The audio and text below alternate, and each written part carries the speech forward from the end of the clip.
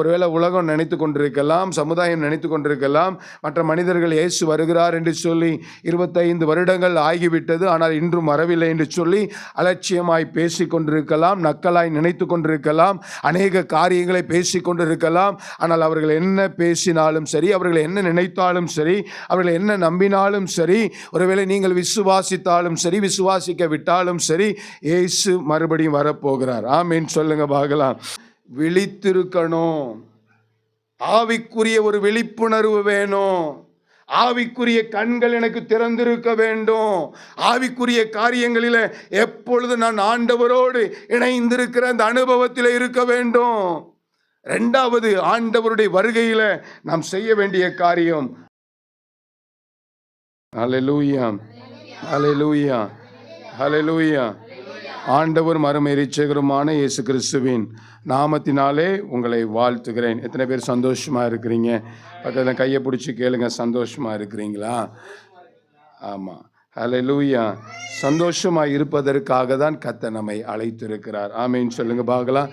நேரம் சுருக்கம் கொண்டு சில காரியங்களை மாத்திரம் நான் உங்களிடத்தில் சொல்லி நான் உங்களை ஜெபித்து அனுப்ப விரும்புகிறேன். வேதவசனத்திலே என்னோடு சேர்ந்து திருப்பிக் கொள்ளுங்கள். மத்தேயு எழுதின நற்செய்தி நூல் 24ஆம் அதிகாரம், அது 30வது வசனம், 31வது வசனத்தை வாசிக்க கேட்போம். மத்தேயு எழுதின சுவிசேஷம் 24ஆம் அதிகாரம், அது 30, 31. அப்பொழுது காணப்படும் வல்லமையோடும்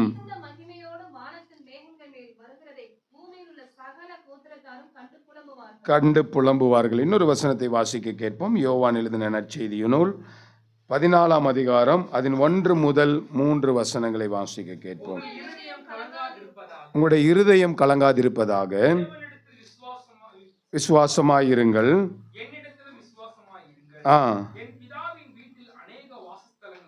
உண்டு இருந்திருந்தால்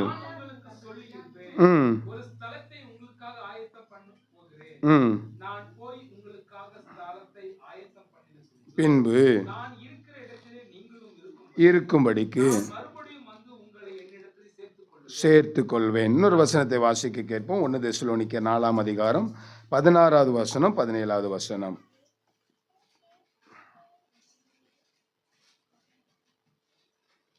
1 தெசலோனிக்கேயர் 4ஆம் அதிகாரம் 16, 17.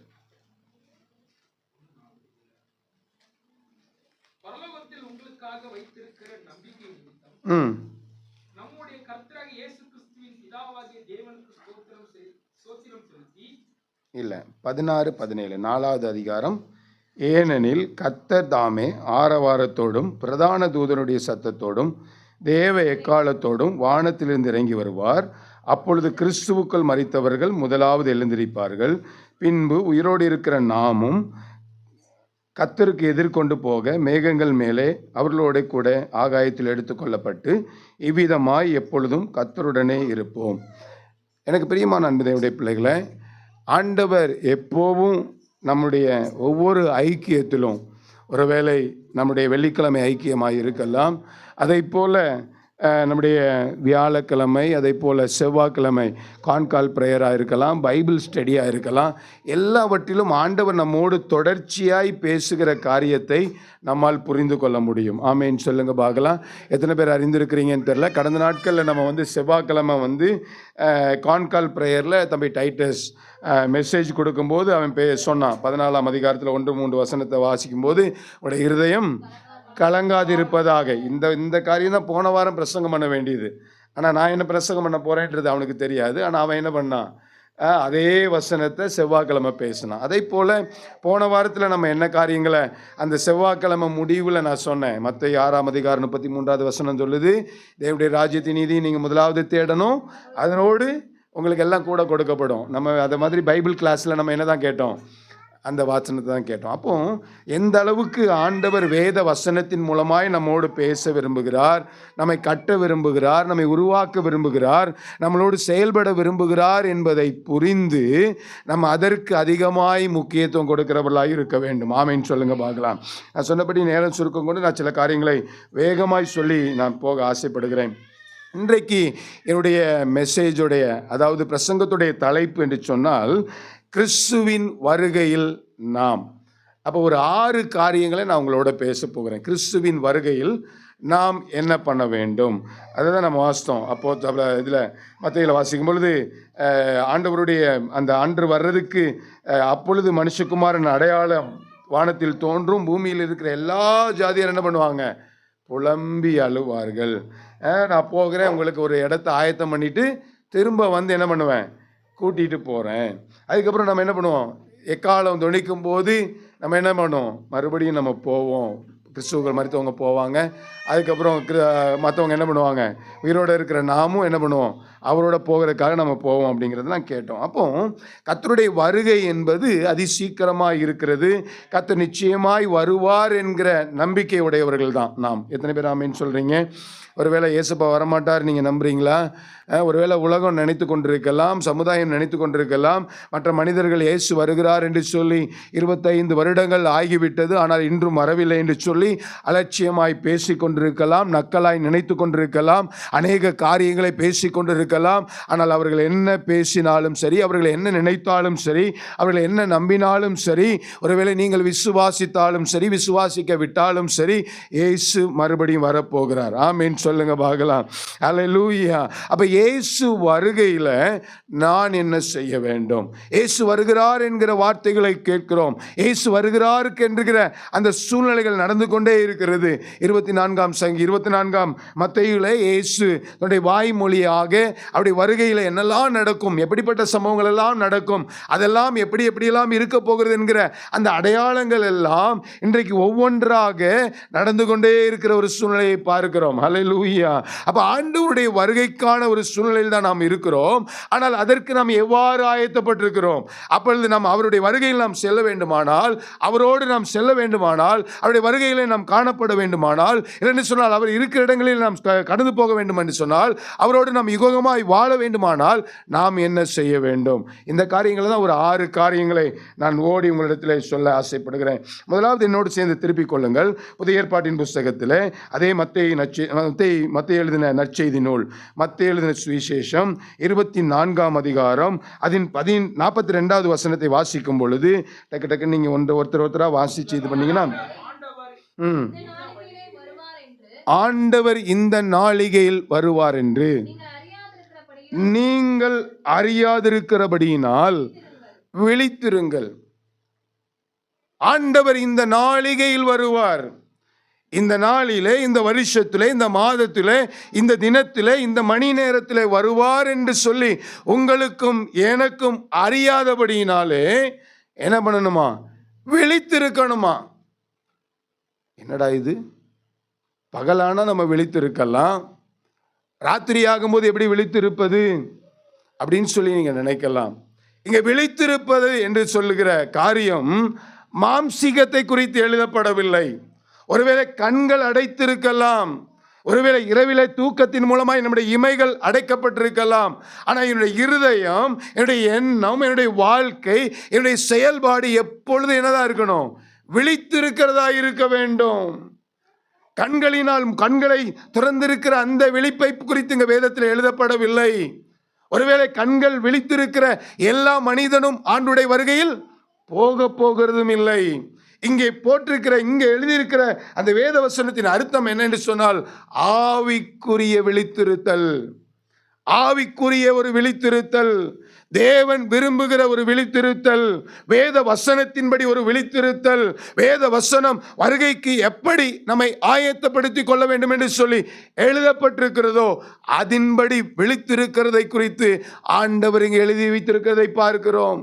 எனக்கு பிரியமான தேவனுடைய பிள்ளைகளே, எனக்கு பிரியமான அன்பு சகோதரனே, சகோதரியே, நீங்கள் விழித்திருக்கிறவர்களா இருக்கிறீர்களா என்று சொன்னால் தூங்கிக் கொண்டிருக்கிறவர்களா இருக்கிறீர்களா?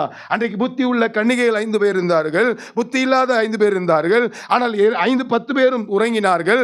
ஆனால் மணவாளனுடைய சத்தம் கேட்கும் பொழுது அவர்கள் விழித்து கொண்ட பொழுது அவர்களுக்கு ஆயத்தம் இருந்தது, அவர்களுக்கு தீவட்டி இருந்தது, அவரிடத்தில் எண்ணெய் இருந்தது, அவர்கள் கடந்து போகும்படியாக ஆயத்தத்தில் இருந்தபடினாலே அவர்கள் மணவாளனை சந்திக்க கடந்து போனார்கள். அப்ப விழித்திருக்கிறேன் என்று சொல்லுகிற நீங்கள் உங்களுடைய பரிசுத்த வாழ்க்கையில நீங்கள் விழித்திருக்கிறவர்களாக இருக்க வேண்டும். ஆமேன் சொல்லுங்க பார்க்கலாம். அல்லேலூயா. 1 கொரிந்தியர் 15ஆம் அதிகாரம் அதின் 34வது வசனத்தில் வாசிக்கும் பொழுது அங்கே எழுதப்பட்டிருக்கிறது. 1 கொரிந்தியர் 15ஆம் அதிகாரம் அது 34வது வசனம். நீங்கள் பாவம் செய்யாமல் நீதி கேட்டு விழித்திருந்து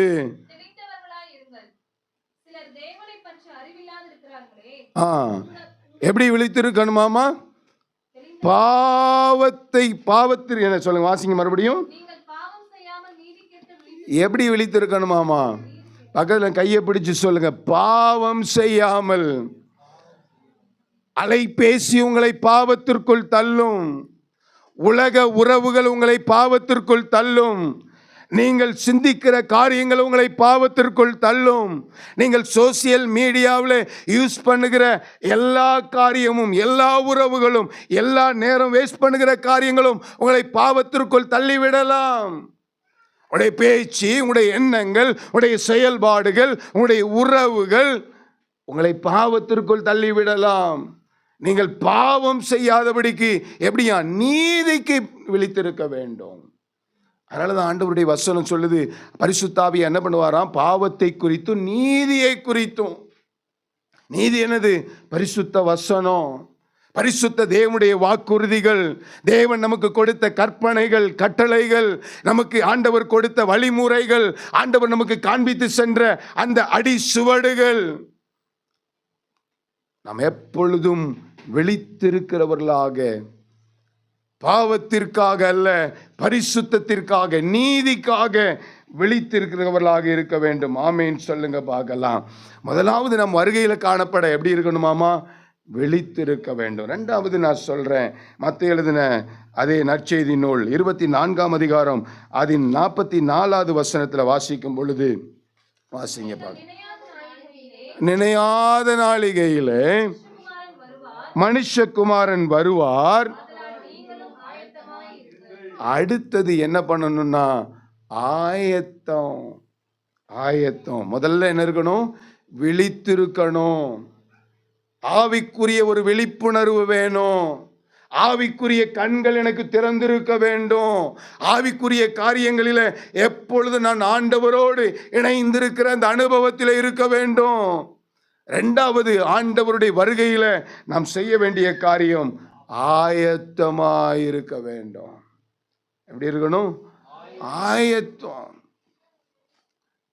ஆண்டவருடைய வருகையில் நாம் காணப்படுவதற்கு ஒரு ஆயத்தம் அவசியம். ஒரு வெளியில ஷாப்பிங் போகும் பொழுது, ஒரு திருமண வீட்டிற்கு போகும் பொழுது, ஒரு விசேஷ காரியங்களுக்கு போகும் பொழுது, ஒரு காரியத்திற்காக நாம் செல்லும் பொழுது நாம் அநேக ஆயத்தங்களை செய்கிறோம். ஒரு வெளிநாட்டு பிரயாணம் போகணும்னா நல்ல பெரிய பெட்டி, அதுக்கப்புறம் அந்த பெட்டிக்குள்ள கொஞ்சம் சட்டி போட்டுக்கிற, கொஞ்சம் பல துணிகள், புதிய புதிய துணிகள், நமக்கு வேண்டிய எல்லா தேவையான காரியங்கள் எல்லாம் எடுத்துக்கிட்டு என்ன பண்றோம்? ஒரு பாஸ்போர்ட்டையும் எடுத்துக்கிட்டு ஃப்ளைட்டுக்கு ஒரு 2 மணி நேரம் முன்னாடி என்ன பண்ணிடுறோம்? அங்க போய் ஒரு ஆயத்தத்தோட ஒரு திருமண வீட்டுக்கு போறோம். நல்ல புது ட்ரெஸ், புது சாரி, புது பேண்ட், சூட்டு எல்லாம் போட்டு கண்ணாடி முன்னாடி நல்ல மினுக்கி கல்யாண வீட்டுக்கு போனா பொண்ணே பார்த்துட்டு இது பொண்ணா அது பொண்ணான்னு தெரியாத அளவுக்கு. ஒரு தம்பி என்கிட்ட சொன்னான், அவன் ஊழியந்தான் பார்க்குறான். சாம், உங்களுக்கு தெரியும்னு நினைக்கிறேன். ஒரு கல்யாண வீட்டில் அவங்களுடைய பிலீவருக்காக கல்யாணம் நடத்த போயிருக்கிறாங்க. கல்யாணம் நடந்து முடிஞ்சிருச்சு. இவன் வர்ற சபை மக்களுக்கோ ஊழியக்காரங்களுக்கோ என்ன பண்ணியிருக்கிறான்? விருந்து பரிமாறிட்டு இருந்திருக்கிறான். 1-2 பேர் வந்து சொல்லியிருக்கிறாங்க, தம்பி நீங்கள் ஏன் பரிமாறிட்டு இருக்கீங்க, நாங்கள் பார்த்துக்கிறோம், நீங்கள் போங்க அப்படின்னு. எங்கன்னா மாப்பிள்ளையா போங்கன்ட்டு. அப்போ என்ன பாருங்க, மாப்பிள்ளையை விட இவர் என்னவா இருந்திருக்கிறாரு? ரொம்ப அழகா இருந்திருக்காரு. சில பேருக்கு அப்படி ஒரு ஆயத்தம். அதே மாதிரி ஒரு பொண்ணுன்னு சொல்லி சொன்னா ஒரு மாப்பிள்ளையை பார்க்கறதுக்கு முன்னாடி, திருமணத்திற்கு முன்னாடி அந்த அலங்காரம் தேவைப்படுது. அப்போ நம்ம ஆயத்தம் உள்ளவர்களாக இருக்கணும்னு சொல்லி ஆண்டவர் விரும்புகிறார். வெளிப்படுத்தின விசேஷம் 19ஆம் அதிகாரம் 7வது வசனத்தில் வாசிக்கும் பொழுது ஆண்டவர் அங்கே சொல்கிறாரு, அந்த ஒரு மனைவியை குறித்து, இல்லைன்னா அந்த ஒரு மணவாட்டியை குறித்து ஆண்டவர் அங்கே எழுதப்பட்டிருக்கிறதை பார்க்கிற வாசிங்க பார்க்கலாம். களி கூர்ந்து கடவோம், ஆட்டுக்குட்டியானுடைய கல்யாணம் வந்தது, அவருடைய மனைவி என்ன பண்ணலாமா? அவருடைய மனைவி யாருங்க? சபையாகிய திருச்சபை, மணவாட்டியாகிய திருச்சபை. திருச்சபையாகிய நீங்களும் நானும், தனிப்பட்ட மனிதனாயிருக்கிற நீங்களும் நானும். திருச்சபை என்று சொன்னால் ஒரு திருச்சபையுடைய பெயர் அல்ல, ஏதோ ஒரு ஸ்தாபனத்துடைய பெயர் அல்ல, ஏதோ ஒரு டினாமினேஷனுடைய பெயர் அல்ல, ஏதோ ஒரு கட்டிடத்தை குறிக்கிற காரியம் அல்ல. ஒவ்வொரு மனிதனும், ஒவ்வொரு சகோதரனும், ஒவ்வொரு சகோதரியும் தனிப்பட்ட திருச்சபை.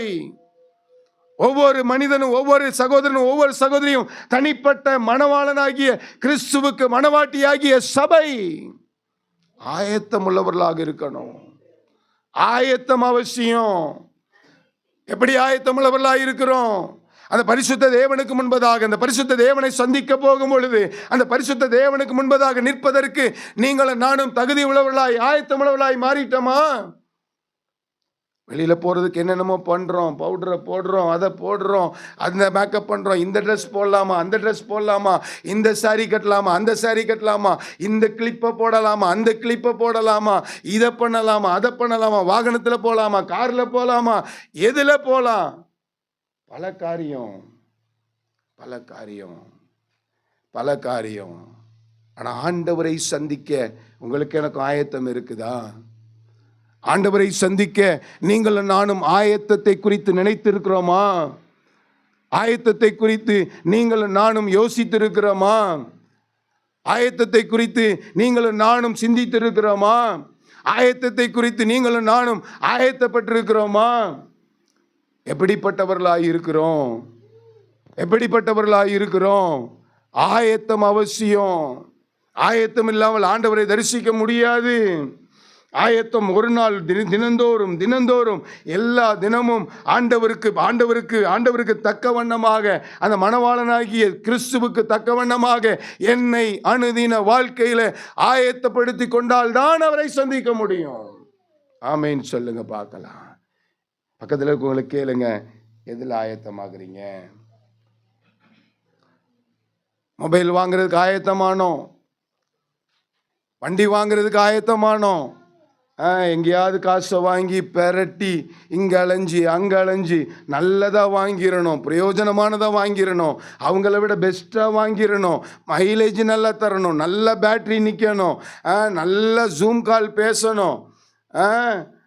தெரியாது, பார்க்குறேன் எப்படி வரீங்கன்ட்டு காலில். கர்த்தருக்கு ஸ்தோத்திரம். அவ்வளோ ஆயத்தம். அதை போல ஆண்டோடைய வருகைக்கு ஆயத்த அவசியம். ஆமேன்னு சொல்லுங்க பார்க்கலாம். அடுத்தது 3வது காரியம், 2 பேதுரு 3ஆம் அதிகாரம் அதன் 14வது வசனம். அவருடைய வருகையில் நாம் என்ன செய்யணும்? ஆகையால்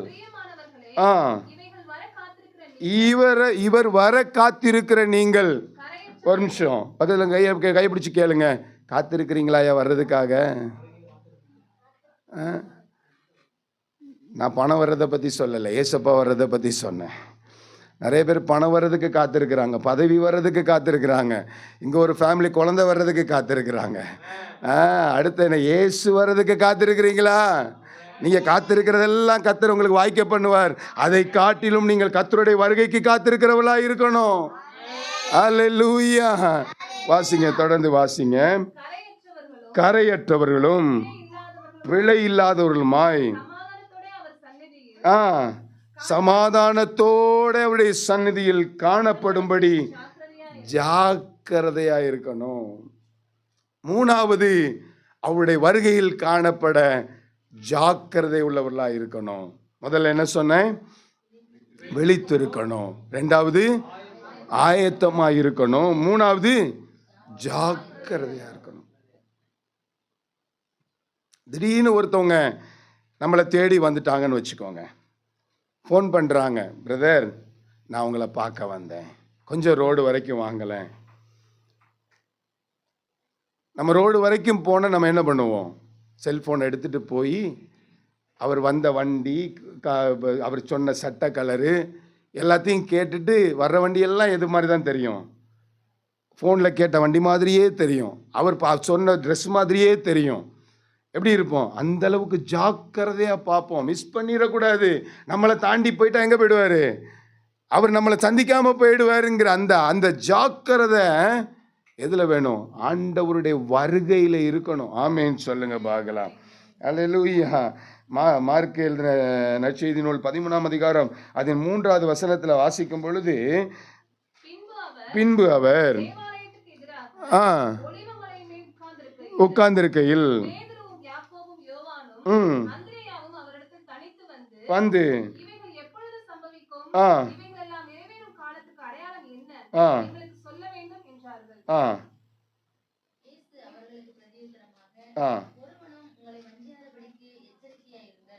இல்லை, ரோமர் 12:11 வாசிக்கிறீங்களா? 12:11 இடையில கூட நம்ம குரூப்ல வந்து அதே இதுதான். அசதியாயிராமல் ஜாக்கிரதையாயிருங்க. எத்தனை பேர் குரூப்ல படிச்சீங்க இந்த மெசேஜை? அசதியாயிராமல். அப்ப எந்த அளவுக்கு ஆண்டவர் நம்மோட பேசிக்கிட்டே இருக்கிறாருன்னு பாருங்க, நம்மளை உருவாக்கி கொண்டே இருக்கிறாருன்னு பாருங்க, நம்ம மேல விருப்பமா இருக்கிறாருன்னு பாருங்க. ஆண்டவர் என்ன சொல்லியிருக்கு? அசதியாயிராமல் ஜாக்கிரதை உள்ளவராக இருக்கணும். கர்த்தருடைய வருகையை குறித்து, கர்த்தருடைய வருகையில் நாம் கடந்து போவதை குறித்து நான் எப்படி இருக்கணும்? ஜாக்கிரதை உள்ளவங்களா இருக்கணும். அடுத்தது அப்போஸ்தலர் நடபடிகள் 20ஆம் அதிகாரம் அதன் 28வது வசனத்தை வாசிக்க கேட்போம். ஆகையால் உங்களை குறித்தும்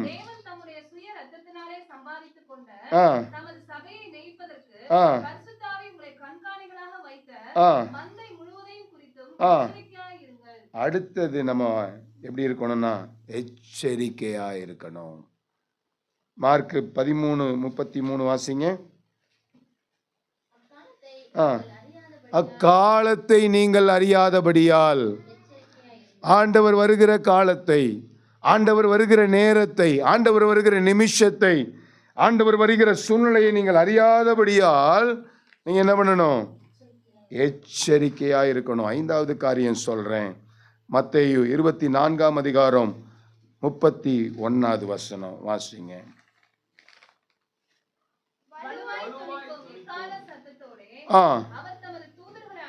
அனுப்புவார் அவரால் தெரிந்து கொள்ளப்பட்டவர்களை வானத்தின் ஒரு முனை தொடங்கி மறுமுனை மட்டும் 4 திசையிலும் இருந்து கூட்டி சேர்ப்பார்கள். அவர்கள் அவரால் தெரிந்து கொள்ளப்பட்டவர்களை வானத்தில் ஒரு முனை தொடங்கி மறுமுனை 4 திசையிலிருந்தும் என்ன பண்ணுவாங்களாம்? கூட்டி சேர்ப்பார்கள். அடுத்தது 5வது காரியம், அவரால் தெரிந்து கொள்ளப்பட்டவர்களாக இருக்கணும். இன்றைக்கு உலகத்தில் நிறைய பேர் இருக்கிறாங்க, நல்லா படிச்சிருக்கிறாங்க, நல்ல பணம் இருக்குது, நல்ல சொத்து சுகங்கள் இருக்குது, நல்ல அழகா இருக்கிறாங்க. ஆனால் அவர்கள் தெரிந்து கொள்ளப்படலை. நீங்களும் நானும் அவரால் தெரிந்து கொள்ளப்பட்டிருக்கிறோம். எத்தனை பேருக்கு சந்தோஷம்? நிறைய பேர் நினைக்கிறாங்க, எனக்கு அது இல்லையே, இது இல்லையே, அந்த காரியங்கள் நடக்கலையே, இந்த காரியங்கள் நடக்கலையே. Don't worry about this. அதை பற்றி நீங்கள் கவலைப்படாதீங்க. அது எல்லாம் எது இருந்தாலும் எது இல்லைனாலும் நீங்கள் ஆண்டவரால் தெரிந்து கொள்ளப்பட்டீங்கிறதுல சந்தோஷப்படுங்க. எத்தனை பேர் சந்தோஷப்படுறீங்க? எனக்கு அந்த சந்தோஷம் இருக்குது. ஆண்டவரால் நான் தெரிந்து கொள்ளப்பட்டிருக்கிறேன், ஆண்டவரால் நான் அபிஷேகம் பண்ணப்பட்டிருக்கிறேன், ஆண்டவரால் நான் நடத்தப்படுறேன், ஆண்டவரால் பிரியமுள்ள வாழ்க்கைக்குள் நான் வருவதற்கு நான் பிரயாசப்பட்டு கொண்டு இருக்கிறேங்கிறது எனக்கு மிகுந்த சந்தோஷம். ஏன்னா நம்மளை தெரிந்து கொண்டவர் ஒரு சாதாரண பஞ்சாயத்து தலைவர் அல்ல. நம்மளை தெரிந்து கொண்டவர் MP MLA அல்ல, ஒரு முதலமைச்சர் அல்ல, ஒரு பிரதமர் அல்ல, ஒரு தேசத்துடைய அதிபதி அல்ல, சகலத்தையும் படைத்த ஆண்டவர். ஹல்லேலூயா, ஹல்லேலூயா. அவர் நம்மை யுக யுகமாய் அவரோடு வாழ்வதற்காக உங்களையும் என்னையும் அவர் தெரிந்து கொண்டார். எத்தனை பேர் ஆமென் சொல்றீங்க? தீத்துவின் புஸ்தகம் 1ஆம் அதிகாரம் அதன் 3வது வசனத்தில் வாசிக்கும் பொழுது, தீத்துவின் புஸ்தகம் 1ஆம் அதிகாரம் 3வது வசனம். பொய் உரையாத தேவன் ஆதிகாலம் முதல் நித்திய ஜீவனை குறித்து வாக்குத்தத்தம் பண்ணி அதை குறித்த நம்பிக்கையை பற்றி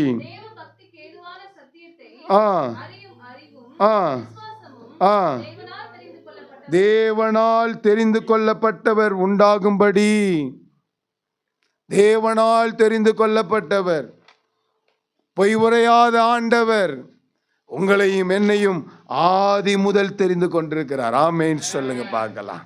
ஹல்லேலூயா. அது ஒரு பெரிய பாக்கியம். பாவத்தின் சம்பளம் மரணமாகிய மரணத்திலிருந்து உங்களையும் என்னையும் மீட்டிருக்கிறார். அவர் இரட்சிப்பின் சந்தோஷத்தை கொடுத்திருக்கிறார். இன்றைக்கு உங்களோடு அவர் இருந்து வாசம் பண்ணி உங்களை சகல சத்தியத்தில் நடத்துகிறவராய் இருக்கிறார். அவருடைய வருகைக்கு உங்களை ஆயத்தப்படுத்துகிறவராய் இருக்கிறார். அது மாத்திரமல்ல, தெரிந்து கொண்டவர் இந்த பூமியிலே உங்களை விட்டு விட்டு செல்வதற்காக அல்ல, அவர் இருக்கிற இடங்களில் கொண்டு போவதற்காக தான் உங்களையும் என்னையும் தெரிந்து கொண்டிருக்கிறார். ஆமென் சொல்லுங்க பார்க்கலாம். ஒருத்தவங்க செய்கிறேன்னு சொல்லி செய்யாமல் இருப்பாங்க, கொடுக்குறேன்னு சொல்லி கொடுக்காம இருப்பாங்க, கண்டுக்கிறேன்னு சொல்லி கண்டுக்காம இருப்பாங்க, இந்த காரியங்கள் எல்லாம் இது பண்ணுறேன்னு சொல்லி செய்யாமல் இருப்பாங்க. ஆனால் பொய் உரையாத ஆண்டவர் உங்களையும் என்னையும் தெரிந்து கொண்டது உண்மையானால் அவர் பக்கத்தில் கொண்டு போய் வைக்கிற வரைக்கும் உங்களை எமனையும் கைவிடாமல் நடத்துகிற ஆண்டவர். ஆமென் சொல்லுங்க பார்க்கலாம். ஹல்லேலூயா. அதனால தான் சொன்னார் மோசே அந்த மத்தேயுல 28ஆம் அதிகாரத்தில் கடைசி வசனத்தில் சொன்னார், உலகத்தின் முடிவு பரியந்த சகல நாட்களிலும் நான் உங்களுடனே கூட இருக்கிறேன். ஹல்லேலூயா. நம்மோடு கூட இருந்து வழி நடத்துகிறவர். அடுத்தது 6வது காரியம் 2 பேதுரு 3ஆம் அதிகாரம் அதன் 12வது வசனம். 3:12. தேவனுடைய நாள் சீக்கிரமாய் வரும்படிக்கு மிகுந்த ஆவலோடு காத்திருங்கள். போதும், பக்கத்தில் கையை பிடிச்சி சொல்லுங்க, தேவனுடைய வருகை எத்தனை பேத்துக்கு சீக்கிரமாய் வரணும்? நிறைய பேத்துக்கு எண்ணம் ஒரு வீடு கட்டினதுக்கு அப்புறம் வரட்டும், ஒரு காரு கட்டினதுக்கு அப்புறம் வரட்டும், இல்லைன்னா 6 மாதம் ஃபங்க்ஷன் கொண்டாடினதுக்கு அப்புறம். பக்கத்தில் உங்க கேளுங்க, நீங்க என்ன நினைக்கிறீங்க? இங்க வசனம் சொல்லுது மிகுந்த ஆவலோட. அதுக்கு முன்னாடி என்ன வசனம் சொல்லுது? சீக்கிரமாய், நீ சீக்கிரமாய் வர வேண்டும் என்கிற அந்த ஆவல். நம்ம நிறைய நேரத்தில் பல காரியங்கள் உலகத்தை குறித்து அடுத்த அளவுக்கு எங்க போறது, அடுத்த ஸ்டெப்புக்கு எங்க போறது, இந்த காரியத்துக்கு என்ன பண்றது, இப்படி இப்படி இப்படி என்று சொல்லி உலகத்திலே டெவலப் ஆகிட்டு இருக்கிறோம். ஆனால் ஆண்டவருடைய வருகையை குறித்த ஆவல், ஆண்டவருடைய வருகையை குறித்த அந்த விருப்பம், சீக்கிரமாய் வர வேண்டும் என்கிற அந்த எண்ணம், ஏக்கம், துடிப்பு எத்தனை பேர்த்திட்ட இருக்கு? என்கிட்ட இருக்குது. சமையல் வேலை செய்யாமல் இருக்கலாம்ட்டு. கர்த்தருக்கு ஸ்தோத்திரம். அது ஒரு அருமையான நாள்.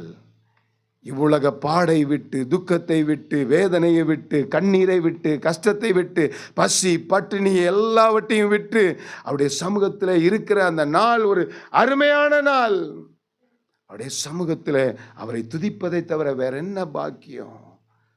இத்தனை நாட்கள் பூமியில நம்மை நடத்தினாரே, நம்மை பாதுகாத்தாரே. நாம் அழிந்து போக வேண்டும் என்று சொன்னால் என்றைக்கோ அழிந்து போயிருக்க வேண்டும். எந்தெந்த சூழ்நிலையோ நம்மை ஒன்றுமில்லாமல் ஆக்க எத்தனைத்த பொழுதும் நம்மை பாதுகாத்தாரே. அந்த தேவனை முகமுகமாய் சந்திக்கிற ஒரு நாள் வருது. எத்தனை பேர் சந்தோஷமா இருக்கிறீங்க? எத்தனை பேர் நினைக்கிறீங்க இயேசுப்பாவை முகமுகமாக பார்க்கணுன்ட்டு? இன்றைக்கு நாம் அவரை விசுவாசித்து ஆராதித்து கொண்டிருக்கிறோம். இன்றைக்கு அவருடைய வார்த்தைகளை நம்பி விசுவாசத்தோடு அவரை ஆராதித்து கொண்டிருக்கிறோம். காணாத காரியங்களை நம்பி ஆராதித்து கொண்டிருக்கிறோம். ஆனால் நாம் நம்பி ஆராதித்த விசுவாசித்த ஒரு காரியத்தை முகமுகமாய் தரிசிக்கிற ஒரு நாள் வருகிறது. எத்தனை பேர் சொல்றீங்க சீக்கிரமா அது வரட்டும் ஆண்டவரே, அது சீக்கிரமாய் வரட்டும், நாங்களும் பறந்து போவோன்னு எத்தனை பேர் சொல்றீங்க? ஹல்லேலூயா. வெளிப்படுத்தின விசேஷம் 22ஆம் அதிகாரம் அதன் 20வது வசனத்தில் வாசிக்கும் பொழுது அங்கே வசனம் எழுதப்பட்டிருக்கிறது. வாசிங்க பார்க்கலாம். இவைகளை சாட்சியாக அறிவிக்கிறவர் மெய்யாகவே எப்படி பண்ண போறாராம்? பக்கத்தில் கையை பிடிங்க. சீக்கிரமா வரணும்னு ஆசைப்படுறீங்களா? மூஞ்ச பாருங்கம்மா. மூஞ்ச பார்த்து சொல்லுங்க. சீக்கிரமா வரணும்னு நினைக்கிறீங்களா? சீக்கிரமாய் கீழ்ப்படிதலே இல்லை பாரு. சீக்கிரமாய் வரணும்னு நம்புறீங்களா? சீக்கிரமா வரணும்னு நினைக்கிறீங்களா? அவர் சொல்றாரு சீக்கிரமாய் வரப்போகிறார். உங்களுக்காக தான் வரப்போகிறார். இதெல்லாம் சாட்சியாய் அறிவிக்கிறவர் மெய்யாகவே சீக்கிரமாய் வரப்போகிறார். சீக்கிரமாய் வரப்போகிறார். சாரா, ஜெபி, டிவின் 3 பேர் விளையாண்டுட்டே இருக்கிறீங்க. சீக்கிரமாய் வரப்போகிறார். அவரை ஆவலோடு காத்திருக்கிறவர்களாக இருக்க வேண்டும். ஆமேன் சொல்லுங்க பார்க்கலாம். ஹல்லேலூயா. 6 காரியம் சொன்னேன். அவருடைய வருகையில் நாம் எப்படி இருக்கணும்? முதலாவது விழித்திருக்கணும். 2வது ஆயத்தமாய் இருக்கணும். 3வது ஜாக்கிரதை உள்ளவர்களாக இருக்கணும். 4வது எச்சரிக்கை உள்ளவர்களாக இருக்கணும். அடுத்தது 5வது எப்படி இருக்கணும்? தெரிந்து கொள்ளப்பட்டவர்களாக இருக்கணும். 6வது காத்திருக்கிறவர்களாக இருக்கணும். எல்லாம் அந்த நோட்ஸ்லாம் கொடுத்தது, பேனெல்லாம் கொடுத்தது வீட்டிலே வச்சுட்டு வந்தாச்சு போல்.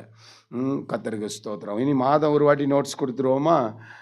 மாதம் ஒரு வாட்டி நீங்கள் ஒரு 110 ரூபா பே பண்ணிடணும். அப்படின்னா உங்களுக்கு மாதம் ஒரு வாட்டி நோட்ஸ், பேனா, பென்சில் கொடுக்கப்படும். அல்லேலூயா. நோட்ஸ் எடுங்க. ஃப்ரீயாக இருக்கும்போது வீட்டில் வாசித்து பாருங்கள். வேதவசனத்தை ஏதோ ஒரு நாள் நம்ம கேட்குறோம், பிரசங்கம் பண்ணுறதை கேட்குறோம், அதோட போகிறோன்பதல்ல. அந்த 6 நாட்கள் ஆண்டுடைய சமூகத்தில் ஃப்ரீயாக இருக்கிற நேரத்தில், அந்த இல்லைன்னா நேரத்தை ஒதுக்கி அவருடைய சமூகத்தில் காத்திருந்து நீங்கள் தியானிக்கும் பொழுது நீங்கள் ஆவிக்குரிய பலன் பெறலாம். ஆமேன்னு சொல்லுங்க பார்க்கலாம். ஹல்லேலூயா. எல்லாரும் எழுந்து நில்லுங்க பார்க்கலாம். எல்லாரும் எழுந்து நில்லுங்க. 6 காரியங்கள் நம்ம கேட்டோம். அப்படி வருகையில் நாம் எப்படி இருக்கணுமாமா? ஆயத்தமாய் இருக்கணும். அடுத்து எப்படி இருக்கணும்? முதல்ல விழித்து இருக்கணும். 2வது ஆயத்தமாக இருக்கணும். 3வது ஜாக்கிரதையாக இருக்கணும். 4வது எச்சரிக்கையாக இருக்கணும். அதுக்கப்புறம் தெரிந்து கொள்ளப்பட்டவர்களாக இருக்கணும். காத்திருக்கிறவங்களாக இருக்கணும். எல்லாரும் கண்களை மூடுங்க பார்க்கலாம். இருதயத்தின் ஆழத்திலிருந்து சொல்லுங்க, ஆண்டவரே இந்த 6 காரியத்தை என்னுடைய வாழ்க்கையில் கொடுப்பீராக. ஆண்டவரே கணவனுக்கு கொடுப்பீராக, மனைவிக்கு கொடுப்பீராக, பிள்ளைகளுக்கு கொடுப்பீராக. ஆண்டவரே கர்த்தாவே எங்களுடைய உறவினர்களுக்கு கொடுங்க, நண்பர்களுக்கு கொடுங்கப்பா, எங்களுக்கு தெரிந்தவர்களுக்கு கொடுங்க. யாரும் கைவிடப்பட்டு போயிடக்கூடாது ஆண்டவரே. ஒரு விசை ஜெபிங்க பார்க்கலாம். எப்படி ஜெபிக்கிறீங்க நான் பார்க்குறேன். எல்லாரும் கண்களை மூடி நீங்கள் ஜெபிங்க. நீங்கள் தானாகவே ஜெபிங்க. மனசில் சில காரியங்களை எண்ணி ஜெபிங்க. உங்கள் மனைவிக்காக ஜெபிங்க, உங்கள் பிள்ளைகளுக்காக ஜெபிங்க, உங்கள் கணவனுக்காக ஜெபிங்க, உங்களுக்காக ஜெபிங்க, நீங்கள் சுவிசேஷம் அறிவித்தவர்களுக்காக ஜெபிங்க. யாருக்கெல்லாம் ஜெபித்திருக்கீங்களோ அவங்களெல்லாம் ஜெபிங்க. ஹல்லேலூயா, hallelujah, hallelujah, hallelujah, hallelujah, hallelujah, ஹல்லேலூயா. ஜெபிங்க. ஆயத்தம் உள்ளவனாக, எச்சரிக்கை உள்ளவனாக, ஜாக்கிரதை உள்ளவனாக. ஆண்டவரே நான் தெரிந்து கொள்ளப்பட்டவனாக இருக்கணும் ஆண்டவரே. நான் ரிஜெக்டட் லிஸ்ட்டில் இருந்துடக்கூடாதுப்பா. உங்கள் லிஸ்ட்டில் என் பேர் இருக்கணும் ஆண்டவரே. எங்கள் லிஸ்ட்டில் என் பேர் இருக்கணும் ஆண்டவரே. என் குடும்பத்தில் பேர் இருக்கணும், என் கணவனோட பேர் இருக்கணும், என் பிள்ளையோட பேர் இருக்கணும் ஆண்டவரே. யாருமே கைவிடப்பட்டு போயிடக்கூடாதுப்பா. பிபிசிக்கு வந்தவங்க யாரும் கைவிடப்பட்டு போயிடக்கூடாது. எங்களுக்கு உதவி செய்வீராக. மேகமீதில் hallelujah, hallelujah, hallelujah, hallelujah. Jesus amen. நன்றி செலுத்துகிறோம் ஆண்டவரே. ஹல்லேலூயா, ஹல்லேலூயா, ஹல்லேலூயா, ஹல்லேலூயா. நானும் ஆடி தினம் பாடி என் நேசருடன் சேர்வேன். அல்லேலூயா, அல்லேலூயா, அல்லேலூயா, அல்லேலூயா, அல்லேலூயா, அல்லேலூயா, அல்லேலூயா, அல்லேலூயா, அல்லேலூயா, அல்லேலூயா, அல்லேலூயா, அல்லேலூயா, அல்லேலூயா, அல்லேலூயா, அல்லேலூயா, அல்லேலூயா. அந்த கண்டம் தன்னிலாலும் ஆட்சியாவும் அச்சு போகும், இருந்தோடும் திரி முழங்கும், முச்சல் கேட்கும், அடி சேர்க்கும்,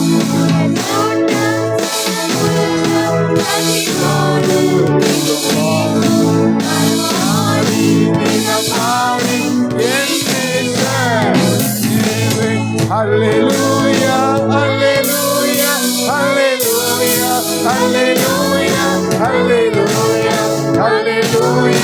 hallelujah, hallelujah.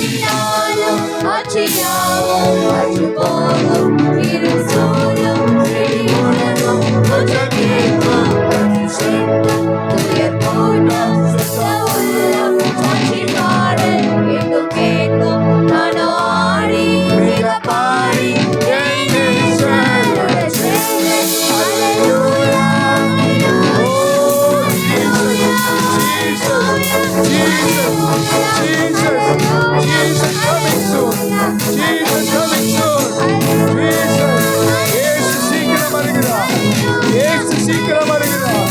அவரை ஆயத்தமானவர்களை, அவருக்காக காத்திருக்கிறவர்களை, அவருக்காக எச்சரிக்கையா இருக்கிறவர்களை, அவருக்காக காத்திருக்கிற ஆயத்தத்தோடு இருக்கிற ஒவ்வொரு சபையை, தேவனுடைய பிள்ளைகளை, மனவாட்டியாகிய திருச்சபையை கொண்டு போகும்படியாக ஆயத்தமாயிருக்கிறவர்களை கொண்டு போகும்படியாக.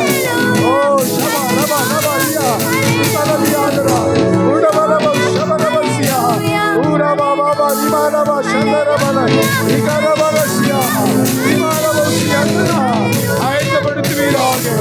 பாவமான காரியங்களை மாற்றுவீராக, பரிசுத்தப்படுத்துவீராக, ஜீவ புத்தகத்தை ஏறெழுதுவீராக.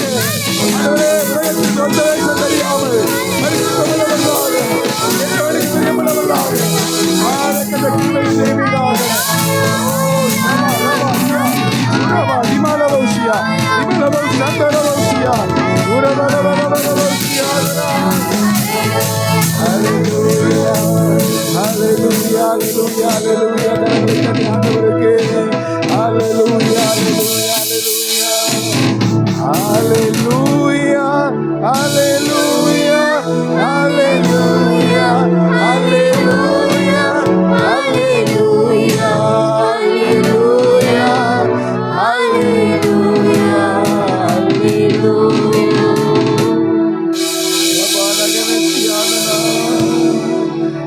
ஹalleluya ஹalleluya. கடல் கூறும், கப்பல் கவிழும், பெருநாசம். ஆண்டவரே, உலகம் யாவும் நிற்கும். ஆனா தேவனை தேடுகிறவர்கள், தேவனை ஆராதிக்கிறவர்கள், ஆண்டவரே ஆயத்தம் உள்ளவர்கள், விழிப்புணர்வு உள்ளவர்கள், தெரிந்து கொள்ளப்பட்டவர்கள், ஆண்டவரே அப்பா ஜாக்கிரதை உள்ளவர்கள், காத்திருக்கிறவர்கள், ஆண்டவரே பாடி பாடி மிக பாடி ஆண்டவரே மோடி இருக்கக்கூடிய பாக்கியம், மோடி யுகயுகமாய் வாழக்கூடிய பாக்கியம் கர்த்தர் நீர் கொடுக்க போகிறீர். ஸ்தோத்திரம். கிருபையும் இரக்கம் நிறைந்த எங்கள் அன்பின் ஆண்டவரே, அருமையான இந்த மாலை வேளைக்காக உமக்கு நன்றி செலுத்துகிறோம். ஆண்டவரே தகப்பனே, இத்தனை நேரம் துதிக்க மகிமைப்படுத்த நீர் கொடுத்த கிருபைக்காக ஸ்தோத்திரம். நீர் எங்களுக்கு கேள்வித்த நம்முடைய வார்த்தைகளுக்காக நன்றி செலுத்துகிறோம். ஆண்டவரே, நம்முடைய வருகையில் நாங்கள் எப்படி இருக்க வேண்டும்? வெளித்திருக்க வேண்டும், ஆயத்தம் உள்ளவர்களா இருக்கணும், ஜாக்கிரதை உள்ளவர்களா இருக்கணும், எச்சரிக்கை உள்ளவர்களா இருக்கணும், தெரிந்து கொள்ளப்பட்டவர்களா இருக்கணும், காத்திருக்கிறவர்களா இருக்கணும் சொல்லி பேசின வார்த்தைகளுக்காக ஸ்தோத்திரம். பிபிசி குடும்பத்திற்காக ஜெபிக்கிறோம் ஐயா. ஆண்டவரே, ஒருவரும் கைவிடப்பட்டு போக கூடாது. ஆண்டவரே, எங்களுடைய பிரயாசங்கள் வீணாய் போயிடக்கூடாதப்பா. நாங்கள் பட்ட பாடுகள் வீணாய் போய்விடக்கூடாது. ஆண்டவரே, எல்லாரும் சிறுவர் முதல் பெரியவர் வரை ஆண்டவரே நாங்கள் குடும்பமாய் உம்முடைய குடும்பத்திலே காணப்பட, பரிசுத்த தேவனுடைய பிள்ளைகளுடைய குடும்பத்திலே காணப்பட, மணவாட்டியாகிய திருச்சபை கூட்டத்திலே காணப்பட எங்களை ஒரு விசை தகுதிப்படுத்துவீராக. கரை திரை அற்ற முதலானவைகள் எல்லாம் ஆண்டவரே அப்பா தகப்பனே உம்முடைய பரிசுத்த சந்ததியாக, உம்முடைய பரிசுத்த மணவாட்டியாக, புத்தி உள்ள கன்னியாக எங்களை மாற்றுவீராக. குறைகள் எல்லாம் மாற்றி ஆயத்தப்படுத்தும். ஒவ்வொரு நாளும் எங்களுக்கு நீர் ஆயத்தப்படுத்துகிறீர் ஆண்டவரே. எங்களை ஒவ்வொரு நாளும் தகுதிப்படுத்துகிறீர். எங்களை ஒவ்வொரு நாளும் உடைய சபையில் வைத்து, உடைய ஆலயத்தில் வைத்து, உடைய ஐக்கியத்தில் வைத்து எங்களை உருவாக்குகிறீர் ஆண்டவரே. நீர் எங்களை அலங்கரிக்கிறீர் ஆண்டவரே. மணவாளனுக்கு ஏற்றவாறு மணவாட்டியாகிய திருச்சபையாய், எங்களை தனிப்பட்ட திருச்சபையாய், எங்களை மணவாட்டியாக ஒவ்வொரு நாளும் அங்கு அலங்கரிக்கிறீர். எங்களை அர்ப்பணிக்கிறோம், உங்களை அர்ப்பணிக்கிறோம் ஆண்டவரே. ஆண்டவரே, வருகிறேன் என்கிறவர் வருகிறார். ஏன் தாமதிக்கிறார்? அவர் சீக்கிரமாய் வரப்போகிறார். மெய்யாகவே அவர் சீக்கிரமாய் வரப்போகிறார். நீர் வரப்போகிறீர் ஆண்டவரே. உடைய சமூகத்தில் நாங்கள் காணப்பட எங்களுக்கு ஒவ்வொரு கிருபை சாரும். அந்த ஒவ்வொருவரையும் கர்த்தர் ஆசீர்வதிப்பீராக. உடைய குடும்பங்களை கர்த்தர் ஆசீர்வதிப்பீராக. உடைய பிரயாணங்களை கர்த்தர் ஆசீர்வதிப்பீராக. ஆண்டவரே, எங்களுடைய பிள்ளைகளுக்கு செய்த சிறிதும் பெரிதுமான எல்லா நன்மைகளுக்காக, ஆசீர்வாதங்களுக்காக நமக்கு நன்றி செலுத்துகிறோம். இன்னும் அவர்களை ஆசீர்வதிப்பீராக. அவருடைய தேவைகளை சந்திப்பீராக. கடன் பிரச்சனைகளை கர்த்தர் மாற்றுவீராக. வியாதியிலிருந்து கர்த்தர் சுகத்தை கொடுப்பீராக. குடும்பத்தில் சந்தோஷம் உண்டாவதாக, ஐக்கியம் உண்டாவதாக, விட்டு கொடுக்கிற தன்மைகள் உண்டாவதாக, குடும்பத்தில் தெய்வீக சமாதானம் நிலவுவதாக நாங்கள் ஜெபிக்கிறோம். தேவன் கொடுக்கிற எல்லா சந்தோஷம், சமாதானம், நித்திய வாழ்வு என்னுடைய குடும்பங்களுக்கு நிறைவாய் கர்த்தர் கொடுங்கப்பா. அவளை பிதா, குமாரன், பரிசுத்த ஆவியின் நாமத்தினால மனதார வாழ்த்தி ஆசீர்வதிக்கிறோம். குறைவில்லாதவர்களாய் கர்த்தர் மாற்றும். நிறைவான தேவன் நடத்தும். ஜெபத்தை கேட்டதற்காக ஸ்தோத்திரம். வர தடைப்பட்ட பிள்ளைகளை நினைக்கிறோம். இருக்கிற இடங்களில் தேவனுடைய பாதுகாவல் இருக்கட்டும். கிருபைக்குள்ள மறைத்துக் கொள்ளுங்கப்பா. அவர்களும் ஆயத்தமுள்ளவர்களாய் மாற கர்த்தர் கிருபை பாராட்டும். நாங்கள் மறுபடியும் கர்த்தர் செய்த நன்மைகளோடு ஒருமித்து வந்து நாமத்தை உயர்த்த கர்த்தர் கிருபை பாராட்டும். கிருபைங்கத்தில் அர்ப்பணிக்கிறோம், தாழ்த்துக்கிறோம். ஜெபத்தை கேட்டதாக ஸ்தோத்திரம். இயேசுவின் நாமத்தில் ஜெபிக்கிறோம் நல்ல பிதாவே. எல்லாரும் சேர்ந்து சொல்லலாம். என் ஆத்துமாவே கர்த்தரை ஸ்தோத்திரி, என் முழு உள்ளமே கர்த்தரை பரிசுத்த நாமத்தை ஸ்தோத்திரி. என் ஆத்துமாவே கர்த்தரை ஸ்தோத்திரி, கர்த்தர் செய்த சகல உபகாரங்களை மறவாதே. ஆமேன், ஆமேன். எல்லாரும் தலை வணங்கி கண்களை மூடி இருக்கும் பொழுது இப்பொழுது நம் ஆண்டவராயிருக்கிற இயேசு கிறிஸ்துவின் கிருபையும் பிதாவாகிய தேவனுடைய அன்பும் தேற்றரவாளன் ஆகிய எங்களை சகல சத்தியத்தில் வழி நடத்தி பரிசுத்த மணவாளன் கொத்த பரிசுத்த மணவாட்டி ஆகிய சபையாக ஆயத்தப்படுத்துகிற பரிசுத்த ஆவியானுடைய முழு கண்ட்ரோலும் வந்திருக்கிற ஒவ்வொருவர் மீதும், வர தடைப்பட்ட பிள்ளைகள் மீதும், உலகத்தில் இருக்கிற சகல பரிசுத்தவான்கள் அனைவரோடும் இன்றும் என்றும் கர்த்தரின் வரிய விருந்தம் இருப்பதாக. ஜெயம் கொடுத்த தேவனுக்கு ஒரு 3 நாளிலே சத்தமாய் சொல்லலாமா? அல்லேலூயா, அல்லேலூயா, அல்லேலூயா. 6 காரியத்தை சொல்லி இயேசு கிறிஸ்து சீக்கிரம் வரப்போகிறாருன்னு சொல்லுங்க.